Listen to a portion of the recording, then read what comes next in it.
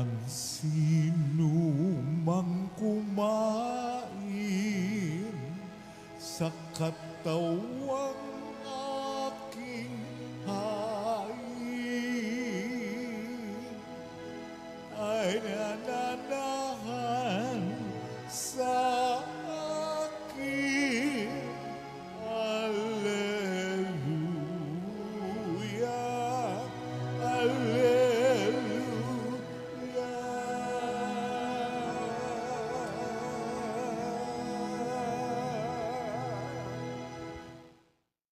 Sumainyo ang Panginoon. At sumayo rin. Ang mabuting balita ng Panginoon ayon kay San Juan. Papuri sa iyo, Panginoon.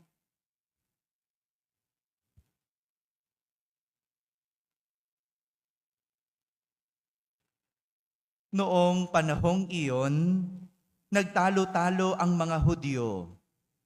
Paanong maibibigay sa atin ng taong ito ang kanyang laman upang kanin natin? Tanong nila. Kaya't sinabi ni Jesus, tandaan ninyo, malibang kanin ninyo ang laman ng anak ng tao at inumin ang kanyang dugo, ay hindi magkakaroon ng buhay. Ang kumakain ng aking laman at umiinom ng aking dugo ay may buhay na walang hanggan. At muli ko siyang bubuhayin sa huling araw, sapagkat ang aking laman ay tunay na pagkain at ang aking dugo ay tunay na inumin. Ang kumakain ng aking laman at umiinom ng aking dugo ay nananahan sa akin at ako sa kanya. Buhay ang amang nagsugo sa akin at ako'y nabubuhay dahil sa kanya. Gayon din naman, ang sino mang kumain sa akin ay mabubuhay dahil sa akin. Ito ang pagkaing bumaba mula sa langit. Ang kumakain nito ay mabubuhay magpakailanman. Hindi ito katulad ng kinain ng inyong mga magulang sa ilang. Namatay sila, bagamat kumain niyon. Sinabi ito ni Jesus nang siya'y nagtuturo sa sinagoga sa Capernaum. Mga kapatid, ang mabuting balita ng Panginoon. Pinupuri ka namin, Panginoong Jesucristo. Magsiupo po ang lahat at makinig sa homilia. Isang magandang umaga po sa inyong lahat. Pakibating katabi, magandang umaga. Yan, no? Magandang umaga rin sa lahat ng mga nasa barangay na nakakapakinig ng ating banal na misa, sa lahat ng mga nasa tahanan na nagsisimba via online at sa lahat ng nasa abroad, isang magandang araw po sa inyong lahat. Kasama kayo sa aming banal na pagdiriwang dito sa ating parokya. Napuyat ako kasi kaiintay ng puting usok. No? At nagulat ako nung nakita ko yung puting usok pasado 12:00 ng hating gabi. No? Pasado 12:00. Hindi ko na matandaan kung anong oras doon eh. No? Pero nagsimula ang kanilang pagpupulong ganap na 10:00 ng gabi. No? Dito sa atin, sa Manila. No? Pero doon sa Roma, yun ay 4:00 ng hapon. No? Kaya naman, nagkaroon tayo ng Santo Papa, ganap na 6:00, konting pasado ng umaga, ng gabi doon. No? Tayo, hating gabi, 12:00. No? At meron na tayong Santo Papa. Tatawagin natin siyang Santo Papa Leon. Leon. No? Sa Tagalog, Leon. Sa Ingles, Leo. Yan. Meron na tayong Santo Papa. Siya'y galing sa Amerika. Isang kardinal sa Amerika. At nais kong puntahan natin ang ating pagdinilay sa ating ebanghelyo sa araw na ito. Hindi pa din natatapos si Jesus sa pangangaral tungkol sa pagkaing nagbibigay buhay. Sabihin nyo nga po yun, pagkaing nagbibigay buhay. Kung sa mga ganitong salita, hirap unawain ang mga tao na sumusunod at humihiling kay Jesus, lalo pa ang kanyang sinabi sa ating ebanghelyo ngayon. Ang hirap ng unawain yung salitang pagkaing nagbibigay buhay. Mas lalo pa ang sinabi ni Jesus. Ang sabi niya sa ating ebanghelyo, tandaan ninyo. Oh, malinaw oh. Simula pa lang. Tandaan ninyo. Malibang kanin ninyo ang laman ng anak ng tao at inumin ang kanyang dugo, hindi kayo magkakaroon ng buhay. Ang kumakain ng aking laman at umiinom ng aking dugo ay may buhay na walang hanggan. At muli ko siyang bubuhayin sa huling araw. Sapagkat ang aking laman ay tunay na pagkain at ang aking dugo ay tunay na inumin. Paano mo nga naman uunawain iyon? Ano po? Dahil sa pagkakaunawa ng mundo, anong tawag natin doon? Yung kumakain ng laman, as umiinom ng dugo, ng laman ng tao at dugo ng tao. Anong tawag natin doon? Yes, cannibalism. Diba? Cannibal. Yung kumain ng laman at uminom ng dugo ng tao. Yan ang tawag natin. Yung kainin mo ang parehas mong uri. Cannibal. Parang ang labo naman talaga lalo ni Jesus. Paano ka magkakaroon ng pananampalataya kay Jesus? Pero hindi ito ang punto ni Jesus.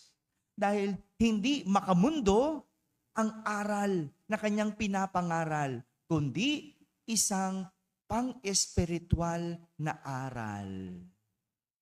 It's not a worldly lesson, but a spiritual lesson. Hindi makamundo, kundi pang-espiritual na aral. Sadyang mahirap unawain si Jesus kapag makamundo ang ating isip. Kaya nga, ipinaliwanag ito ni Jesus sa makamundong paraan para maunawaan natin na tayo'y mga taong makamundo. Anong sabi ni Jesus sa kanyang paliwanag? Ang kumakain ng aking laman at umiinom ng aking dugo ay nananahan sa akin at ako sa kanya. Nananahan. Ibig sabihin, tuwing tinatanggap natin ang katawan at dugo ni Jesus, tayo ay nananatili sa Kanya at Siya sa atin. Nananatili. Yan ang ibig sabihin sa makamundong pag-iisip. Mas madali na, no? Nananatili si Jesus sa atin. At si Jesus at tayo kay Jesus. Kaya nga, kapag tumatanggap tayo ng banal na komunyon, etong paliwanag doon, dito tayo dapat mas nagdadasal ng taimtim. Hello? Kapag tumanggap ng banal na komunyon, dito tayo nagdadasal ng taimtim. Dahil bukod sa physical natin nahahawakan si Jesus, siya ay literal na nananatili sa atin. Dito siya pinakamalapit sa atin. Kaya dapat natin siyang dinadama at kinakausap. Kaya sa mga nasa online, yung mga nagsisimba nasa online, hindi pa din kumpleto ang inyong pagsisimba. Ikinalulungkot kong pong sabihin, kahit alam ko po, araw-araw kayong nagsisimba, kulang at hindi kumpleto sapagkat wala itong banal na komunyon. Kaya hanggat maaari, kung may pagkakataon, lalo na may mga hindi naman may sakit, no? Yun namang nakakalakad pa, no? Magpunta po sa simbahan at tumanggap ng banal na komunyon.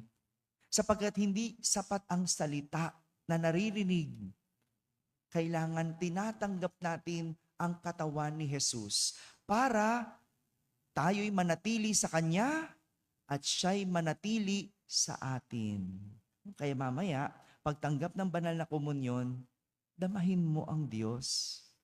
Nasa iyo ang Diyos. Nahawakan mo at nasa loob mo ang Diyos. Sabi nga ng mga scientifico, it takes 2 minutes before the host be digested. 2 minuto bago yan ma-digest sa ating tiyan. Kaya ibig sabihin, 2 minuto, physical at literal na nasa atin ang Panginoon. Yan ang ibig sabihin ng pagtanggap ng katawan at dugo ni Jesus. Dagdag pa ni Jesus, ang sabi niya, ang sinumang kumain sa akin ay mabubuhay dahil sa akin. Mabubuhay dahil sa akin. Father, yung mga hindi nagsisimba dyan sa labas, buhay naman. Hello, di ba?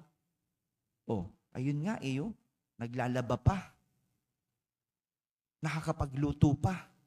Nakakapagchismisan pa. Buhay naman sila. Bakit ganun? Sabi, ang sino mang kumakain sa akin ay mabubuhay dahil sa akin. Ibang ibig sabihin ni Jesus. Ang ibig sabihin niya, sa pagtanggap natin sa Kanya, tayo ay nabibigyan ng buhay. Ang mga matamlay, nabubuhayan. Ang mga malulungkot, nabibigyan ng buhay. At ang nalulumbay ay nabubuhayan. Yan ang buhay na wala sa mga hindi nagsisimba. Yan ang buhay wala sa mga hindi tumatanggap ng katawan ni Jesus. Maring buhay sila, nakakalakad, pero walang buhay, matamlay, malungkot. Kaya hindi mo masisi Bakit ang dali mag-alala?